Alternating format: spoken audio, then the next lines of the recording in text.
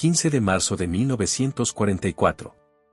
Cuartel de Inteligencia Naval Japonesa, Unidad de Comunicaciones AADA, cerca de Tokio. El comandante Atsuso Kuriara contemplaba fijamente el último mensaje interceptado mientras su tercera taza de té verde se enfriaba. Durante las últimas 18 horas, él y los mejores criptoanalistas de Japón habían intentado descifrar lo que parecían comunicaciones tácticas de los marines estadounidenses en la campaña de las Islas Marshall. Los sonidos que salían de los receptores desafiaban todos los métodos conocidos. No eran ruidos al azar. Existía un patrón claro, duración de los mensajes, horarios que coincidían con los ataques americanos, frecuencias típicas del cuerpo de marines.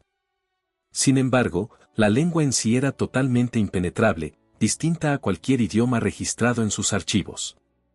Kuriara dirigía una de las operaciones de inteligencia de señales más avanzadas del mundo. La instalación AADA, a solo 30 kilómetros de Tokio, contaba con 500 especialistas, 118 receptores de radio y 20 localizadores de dirección. Habían roto códigos diplomáticos estadounidenses, comunicaciones navales británicas y decenas de cifrados del ejército aliado. Incluso habían penetrado el código púrpura del Departamento de Estado antes de Pearl Harbor. Y aún así, estas transmisiones de los marines representaban un fracaso absoluto. 3 años después del inicio de la guerra, los mejores cerebros japoneses no conseguían entender ni una sola palabra. Lo que Kuriara nunca llegó a imaginar, lo que ningún oficial de inteligencia japonés comprendería hasta después de la guerra, era que estaba escuchando al único código militar de la historia moderna que jamás fue descifrado. La historia no comienza en el Pacífico, sino en el suroeste de Estados Unidos, donde durante siglos el pueblo navajo había conservado una lengua distinta a cualquier otra en la tierra.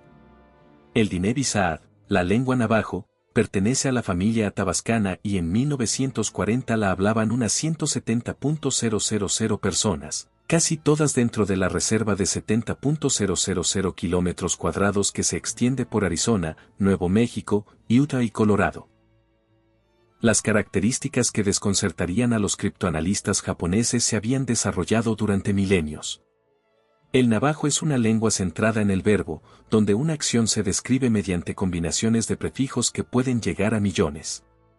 Emplea 4 tonos distintos, alto, bajo, ascendente y descendente, que cambian completamente el significado de una palabra. Un leve error de pronunciación no solo altera una palabra, sino que puede hacer incomprensible toda la frase. Su fonología incluye sonidos que no existen en japonés ni en inglés, oclusivas eyectivas, fricativas laterales sordas, sonoras glotalizadas y vocales nasalizadas. Para un hablante japonés, acostumbrado a solo 5 vocales, distinguir esos sonidos era prácticamente imposible. Philip Johnston entendió el potencial militar de esa fortaleza lingüística. Nacido en 1892 en la Reserva Navajo, hijo de misioneros protestantes, creció hablando navajo con fluidez. Era uno de los menos de 30 no navajos en el mundo que podía decirlo. A los 9 años traducía los sermones de su padre. A los 15 viajó a Washington para actuar de intérprete ante el presidente Theodore Roosevelt. En diciembre de 1941, tras el shock de Pearl Harbor, Johnston leyó sobre ejercicios del ejército en Luisiana que usaban hablantes de Comanche. Los Choctaw habían servido en la Primera Guerra Mundial, pero de forma improvisada. Johnston imaginó algo revolucionario. Un código militar formal basado en el navajo, rápido, práctico e imposible de romper. El 28 de febrero de 1942 presentó su propuesta al general de división Clayton Vogel en Camp Elliott, cerca de San Diego. La demostración fue espectacular, 4 navajos transmitieron órdenes mientras oficiales cronometraban. Tardaron 20 segundos frente a los 30 minutos que requería la máquina cifradora M209. Vogel autorizó un programa piloto. El 4 de mayo de 1942, en Fort Wingate, Nuevo México. Juraron bandera los primeros 29 reclutas navajos, Chester Ness, Carl Gorman, Lloyd Oliver, Johnny Manoleto. Hombres que venían de todos los rincones de la reserva. Algunos habían ido a internados donde hablar navajo estaba castigado con severidad. Otros eran pastores tradicionales que apenas habían salido de sus tierras ancestrales. Durante 8 semanas trabajaron en un edificio cerrado y vigilado día y noche. Su misión era crear un código militar dentro de su propia lengua. Inventar términos para conceptos inexistentes en navajo, diseñar un alfabeto, hacerlo mime-aisebel y ampliable. Lo construyeron con lógica cultural. Un submarino pasó a ser, Veslo, pez de hierro. Un acorazado, Lotso, ballena grande. Los cazas eran, Daetihai, colibríes. Los bombarderos, Jaiso, buitres. Para el alfabeto necesitaron creatividad extra. Cada letra tendría varias palabras navajo para evitar análisis de frecuencia. La E, la más común en inglés, recibió 4 opciones. Abo, diente, Betí, ciervo, Ana, ojo, aja, oreja. Los code talkers alternarían aleatoriamente y destruían cualquier patrón. Crearon 211 términos iniciales y los memorizaron todos. No habría libros de códigos que pudieran caer en manos enemigas. Chester nos recordaría después, ensayábamos sin parar. Un error podía costar vidas. En nuestra cultura las palabras tienen poder, hablar correctamente es sagrado. La primera prueba real llegó en Guadalcanal, agosto de 1942. 15 Code Talkers desembarcaron con la primera división de marines. Los japoneses habían anticipado la invasión gracias a otros códigos aliados descifrados, pero de pronto las comunicaciones tácticas se volvieron incomprensibles. En el cuartel de la octava flota en Rabaul, los oficiales de inteligencia se volvían locos.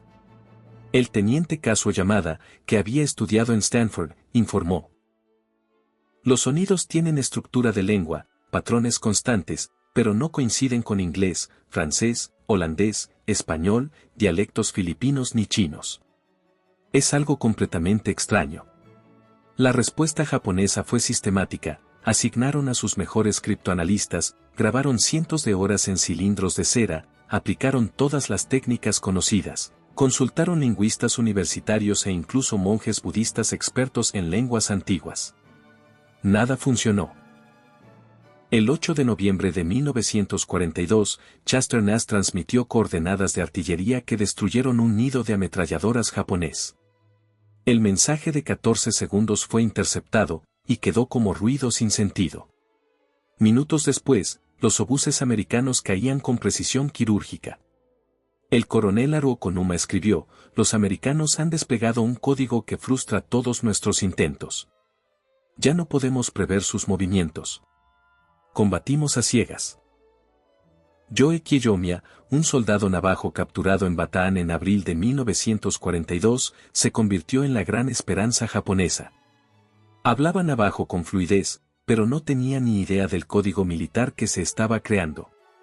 Cuando empezaron a llegar transmisiones, lo llevaron al centro de interrogatorios de Auna y le pusieron grabaciones.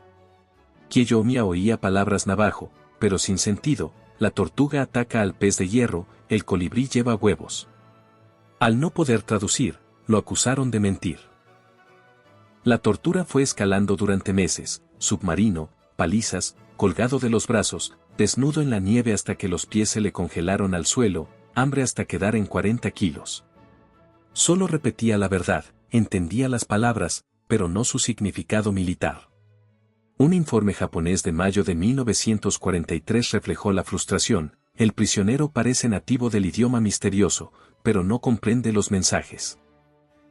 O tiene una resistencia extraordinaria, o el enemigo usa un código especializado dentro de la lengua nativa que requiere entrenamiento específico.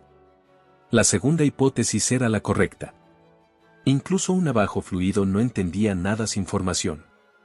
Kiyomiya sobrevivió 3 años y medio de cautiverio, su incapacidad para ayudar convenció a los japoneses de que se enfrentaban a algo sin precedentes.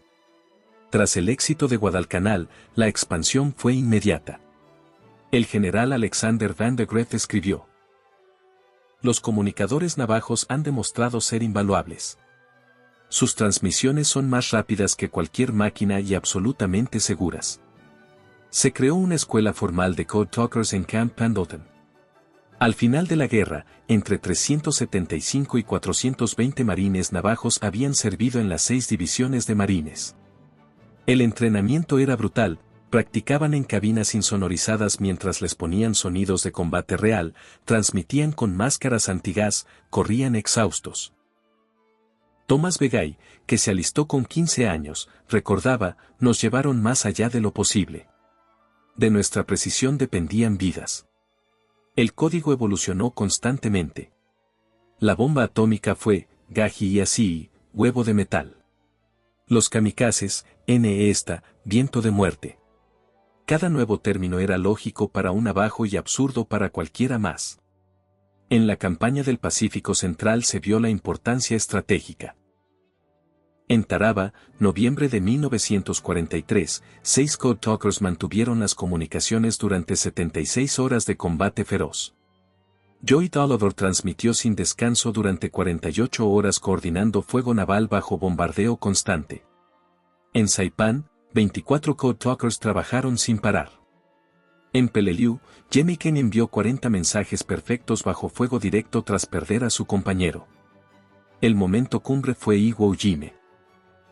El mayor Howard Connor coordinó todo el asalto inicial a través del código navajo. 6 Code Talkers trabajaron en pareja sin descanso las primeras 48 horas críticas. El general Kuribayashi había preparado la isla durante 2 años, con 11 kilómetros de túneles, y su plan dependía de interceptar comunicaciones americanas para lanzar contraataques. Ese plan se derrumbó por completo. En 48 horas enviaron y recibieron más de 800 mensajes sin un solo error. Desembarcos de 30.000 marines, fuego de 100 barcos, apoyo aéreo cercano, posiciones enemigas, evacuaciones médicas, suministros, todo bajo fuego constante. El mayor Connor declaró después, sin los navajos, los marines nunca habrían tomado Iwo Jime. En Okinawa, 35 Code Talkers coordinaron el mayor asalto del Pacífico, 183.000 hombres durante 82 días. Los japoneses intentaron interferencias y hasta imitaciones de voz, pero no podían reproducir los tonos del navajo. Un intento sonaba, según Alfred Newman, como alguien haciendo gárgaras mientras habla. El 14 de agosto de 1945, Teddy Draper transmitió el mensaje más importante de la guerra, NMADGINIADNIL, rendición japonesa. Llegó por código navajo antes que por cualquier otro canal. Tras la guerra, los interrogatorios a oficiales japoneses revelaron la magnitud del fracaso. El teniente general Seiso Arisue, jefe de inteligencia, admitió, nunca rompimos el código de los marines. Rompimos códigos del ejército, de la fuerza aérea, tráfico diplomático, pero el código táctico de los marines fue totalmente seguro. El capitán Yasuji Kawamoto fue más claro. Grabamos miles de mensajes. Nuestros mejores lingüistas los estudiaron 3 años. No sacamos nada. Fue nuestro mayor fracaso criptoanalítico. El programa permaneció clasificado hasta 1968 por posible uso en la Guerra Fría. Los Code Talkers volvieron a casa sin poder contar a nadie lo que habían hecho. En muchos estados no tenían derecho a voto hasta 1948 o 1957. Hoteles y restaurantes les negaban la entrada. Eran héroes anónimos. Chester Ness, último de los 29 originales, escribió, fuimos guerreros que ayudamos a ganar la guerra, pero no podíamos contarlo. El peso fue grande. Muchos sanaron con ceremonias tradicionales del camino del enemigo para purificarse del contacto con la muerte. En 1968 se desclasificó el programa. En 1982 Reagan declaró el 14 de agosto Día Nacional de los Code Talkers Navajos. En 2001, el presidente Bush entregó las medallas de oro del Congreso a los 29 originales en el Capitolio. Solo 5 sobrevivían. Bush dijo, hoy honramos a 29 nativos americanos que dieron a su país un servicio que solo ellos podían dar. Chester Ness respondió, fuimos hombres comunes a los que dieron una tarea extraordinaria. Usamos nuestra lengua sagrada para ayudar a ganar la guerra. Aunque los navajos son los más conocidos, 14 tribus aportaron Code Talkers. Los Choctaw fueron pioneros en la Primera Guerra Mundial, 17 comanches desembarcaron en Normandía. Hopi, Cherokee, Lakota, todos contribuyeron. Los Code Talkers demostraron que las lenguas indígenas no son primitivas, sino sofisticadas. Modernizaron el navajo en tiempo real, creando estructuras gramaticales para conceptos modernos. Lo que en inglés requiere párrafos, en navajo cabe en una sola palabra. Probaron que la seguridad puede basarse en barreras culturales y lingüísticas que ninguna matemática puede superar. En los años 80, estudios japoneses analizaron su fracaso. El profesor Teiju Yoshikawa reveló que 30 criptoanalistas trabajaron exclusivamente en ello durante 2 años. El capitán Minoru Yamada admitió, sabíamos que era una lengua nativa americana en 1943, pero no cuál. El teniente comandante Shigeru Fukumoto reconoció. Usar una lengua nativa fue tan simple y elegante que nunca se nos ocurrió. En los 90, el fotógrafo Kenji Kabano llevó la historia a Japón. El Code Talker Albert Smith dijo a audiencias japonesas, ambos fuimos guerreros. Mi lengua ayudó a derrotaros, pero ahora nos ayuda a entendernos. Hoy solo quedan 2 Code Talkers vivos de los cerca de 400 que sirvieron. Peter MacDonald, a sus 96 años, sigue hablando, mostramos que la fuerza de América viene de la diversidad. Nuestras lenguas y culturas distintas nos hacen más fuertes. La lengua que los internados intentaron borrar se convirtió en clave de la victoria en el Pacífico. Los jóvenes navajos la aprenden hoy con orgullo. Los Code Talkers transformaron cómo los nativos americanos se ven a sí mismos y cómo América los ve. Lograron la hazaña más extraordinaria de la historia militar, crear un código que Japón nunca rompió. Pero su legado es más grande. Jóvenes de comunidades marginadas ofrecieron una capacidad que los aliados más avanzados no podían igualar. El imperio que proclamaba superioridad racial fue derrotado en parte por esa diversidad que no entendía ni podía alcanzar. El código navajo no se rompió por complejidad matemática, sino por la infinita complejidad de la cultura humana. Los Code Talkers enviaron mensajes que Japón nunca descifró, pero su mensaje más profundo fue universal: la diversidad es fuerza. La cultura es poder. El conocimiento indígena sirve a propósitos modernos. Los niños nativos que hoy hablan sus lenguas ancestrales con orgullo, los veteranos indígenas reconocidos por servir en mayor proporción que ningún otro grupo, la doctrina aceptada de que la diversidad fortalece la seguridad, todo eso es su legado vivo. Las voces que cruzaron el Pacífico hablando navajo llevaron un mensaje trascendente. La verdadera fuerza de América no está en una sola voz, sino en muchas voces, pueblos y lenguas unidos en un propósito, pero enriquecidos por sus diferencias. El código que nunca se rompió sigue vivo. Y su clave maestra es la diversidad misma, el cifrado más poderoso que existe, porque nace de la experiencia y la sabiduría infinita de la humanidad.